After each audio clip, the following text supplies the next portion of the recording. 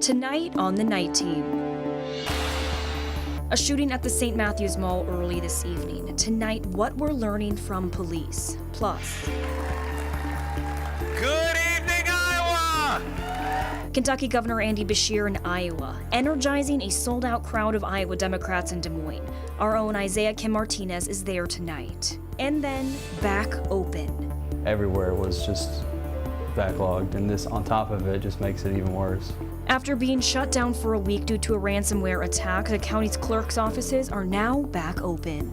The latest as they try to clear the backlog. The WHAS11 Night Team starts now.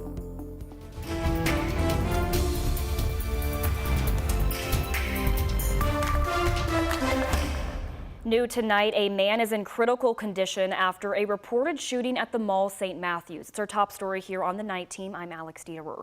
Police say they were making a traffic stop when a man apparently shot himself. The Night Team's Alexandra Goldberg and photojournalist Aspen Hester are live now at the scene. And Alexandra, you both have been there for hours now, and there was a large amount of police there throughout the night. Alex, this section of the parking lot here at Mall St. Matthew was blocked off for hours. Now it looks like cars are able to move freely, but earlier tonight there was a large crowd and a heavy police presence here. We learned from the assistant police chief that there were 2 off-duty officers who were working as Mall St. Matthews security, one in a marked vehicle in both an LMPD uniform. They conducted a vehicle stop around 7 p.m. tonight, and it's unclear why the police officers stopped the car in the first place. But according to the assistant chief, during the stop, a man in the passenger seat shot himself in the head. Officers immediately rendered aid, and he was eventually taken to the hospital where he is now in critical condition. Nobody else was injured in the incident. Suicide and suicide attempts are extremely painful, and they affect individuals and families of all backgrounds. If you or someone you know is experiencing suicidal thoughts or ideas, we encourage you to seek help immediately by utilizing the 988 Suicide Crisis Hotline. As of now, the Public Integrity Unit is handling the investigation, and police say that there will be body camera footage released to the public, but we don't have a timeline on that release yet. Alex, back to you. Thank you, Alexandra. And again, if you or someone you love is struggling with your mental health, help is always available. You can call 24/7, the number right here on your screen, which is the National Mental Health Hotline. That number is 988. LMPD is also investigating a deadly shooting that happened earlier this evening in the California neighborhood. Police say just after 5:30 this evening, they responded to West Broadway, which is just off 10th Street. When officers arrived, they found a man had been fatally shot. Anyone with information is asked to call the anonymous tip line. That number is 574 LMPD. Kentucky Governor Andy Beshear is in Iowa tonight. He spoke as the keynote speaker to a sold-out crowd in Des Moines. Iowa has played host to the start of many successful campaigns for national office and is considered one of the most important presidential primary states in the country. We have all new reaction to Kentucky Governor Andy Beshear moments after his major keynote address in Iowa. Iowans tell us he looked like a vice presidential candidate tonight. WHAS11 senior reporter Isaiah Kim Martinez and senior photojournalist Alyssa Newton are live in Des Moines right now tonight. They spoke exclusively with Beshear just before the address. Now, Isaiah, the governor took more than just new jabs at former President Trump's running mate J.D. Vance tonight. Well, Alex, he did, both in my exclusive interview as well as at the podium. I do want to point out we are the last crew here in Des Moines, Iowa, inside the event center. So if you hear vacuums, you hear tables being racked up, that is the noises you're hearing. But I want to get back to that point. Vice presidential candidates are often looked at as the attack dogs on a presidential ticket, and it was clear from the very start tonight that Beshear leaned into that mindset, and he is very sure that it is something that, you know what, just take a listen to the sound. J.D. Vance, you mentioned the senator. If y'all were on a debate stage, who would win? I would, every day, all day. I mean, listen, I'm a person of real conviction. I'm a person who believes what he says, and I care deeply about our people in Kentucky. This is somebody who exploited us. who used to come for weddings or funerals or a couple weeks during the summer to see his kin, and I respect that. But to claim that you know our culture and then to insult our people is just wrong. Kentucky Governor Andy Beshear, in his most candid way yet, describing Senator J.D. Vance. And when I made my comments, did you hear what he said when he responded? He said, "How dare you attack," and these are his words, "my origin story." Origin story is what Batman has. I mean, what fictional characters have. The rest of us have upbringings or childhoods. It just shows you how contrived that it is. And at the podium, in front of a sold-out crowd of Iowa Democrats at their annual fundraiser, the keynote speaker took just 3 minutes to mention former President Donald Trump's VP pick, calling Vance a phony, a man Beshear would likely debate if he were tapped as VP Kamala Harris's running mate.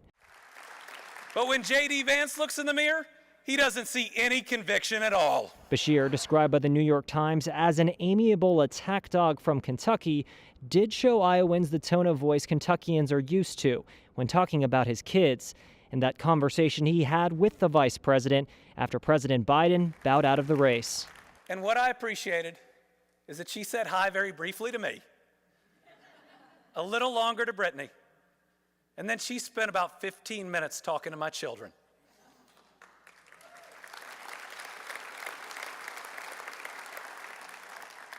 She remembers their names. She still asks me how they're doing in every single conversation. Beshear spent much of the 24-minute speech talking up Kamala Harris, who I asked about in our exclusive sit-down interview. Have you spoken with Vice President Harris since Sunday, and are you planning to meet her in Atlanta? I don't think Vice President Harris is going to be in Atlanta. She will be Tuesday, I believe. I'll certainly take her call anytime that it comes, but I'm happy to work with the campaign in any form or fashion, and I want her to optimize her time to win this election. We've seen reporting that Vice President Harris, and I'm quoting here, is looking for someone who can balance the ticket, someone who's more of a governing partner, and someone who's effective with executive experience at the highest level. Is that you? Well, that certainly describes a governor, and it certainly describes a governor that lives in a state where you have to reach across the aisle to get things done. After the address, I asked Iowans who know a thing or two about candidates making a run for the White House what they thought of Beshear. Do you believe he stacks up after hearing this?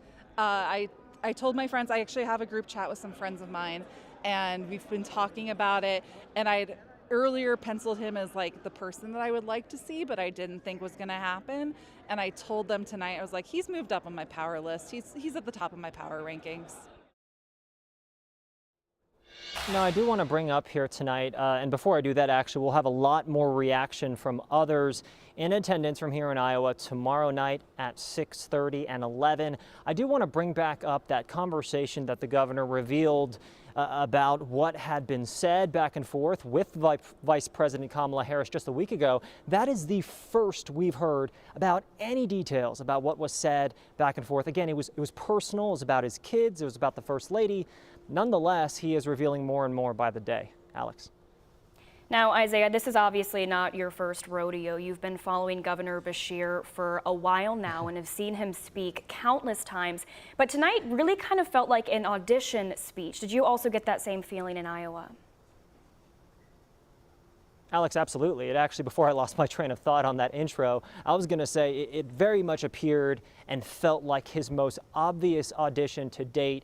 He does this thing when he is campaigning where right at the end of his speech he'll say, are you ready to beat Donald Trump? Are you ready to beat J.D. Vance? Or are you ready to win the election? He did it back when he was running for governor, and that came out again tonight. So full campaign mode. Again, he says he's campaigning for Vice President Harris to win the ticket, but there are some who figure that there is, of course, more going on here behind the scenes. Alex. All right. Thank you, Isaiah. And yes, again, tomorrow we'll hear more from Isaiah and senior photojournalist Alyssa Newton as they report from Iowa. Now, Beshear is on a short list of candidates right now, and those include North Carolina Governor Roy Cooper, Arizona Senator Mark Kelly, and Pennsylvania Governor Josh Shapiro. There are also about a half dozen others that are being vetted as well.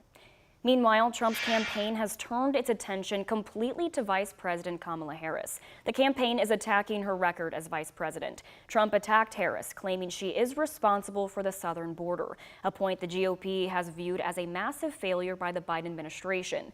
In a speech at a Turning Point conference last night, Trump also attacked Harris as extreme. Harris will appoint hundreds of extreme far-left judges to forcibly impose crazy San Francisco liberal values on Americans nationwide. She'll appoint hardcore Marxists to the Supreme Court to shred our Constitution and all of our religious liberty. She will do that absolutely. She will try as hard as she can to add as many justices as possible to the U.S. Supreme Court. In a response to the comments made by Trump, Harris's campaign said in part, quote, "America can do better than the bitter, bizarre, and backward-looking delusions of criminal Donald Trump," end quote.